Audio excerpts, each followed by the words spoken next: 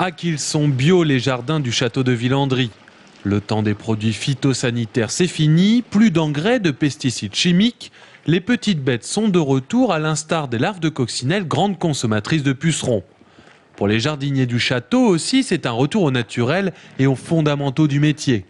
On a un premier avantage, c'est qu'on arrête le traitement phytosanitaire, donc on n'est plus du tout obligé de traiter avec le masque, la combinaison et d'en respirer plein le nez. Donc pour notre santé déjà, en tant que jardinier, c'est un premier pas. Deuxième chose, ça implique d'être beaucoup plus présent et de faire beaucoup d'observations dans le jardin. Donc on doit répondre immédiatement aux problèmes dans le jardin. C'est la première saison du tout bio pour les jardins et le parc du château de Villandry. C'est-à-dire que l'introduction d'insectes par les hommes doit d'ici 3 à 5 ans laisser place à la nature et à ses lois.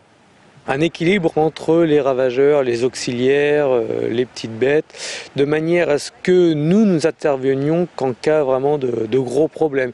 C'est-à-dire qu'il faut que les auxiliaires, comme les coccinelles par exemple, restent sur le site, se reproduisent sur le site et répondent aux différentes attaques de pucerons. Le travail devient certes plus contraignant mais plus enrichissant, d'autant que les jardins du château deviennent l'objet de recherches scientifiques. Tout se fait en partenariat avec des entreprises de traitement biologique et aussi un laboratoire issu de l'université de Tours qui fait de la recherche sur ce domaine de la lutte intégrée et de la lutte biologique. Et on a introduit des petits nématodes, des tout petits vers de terre qui sont les prédateurs finalement des œufs de mouches du chou. Et vous voyez que les choux sont très beaux, ça a très bien fonctionné.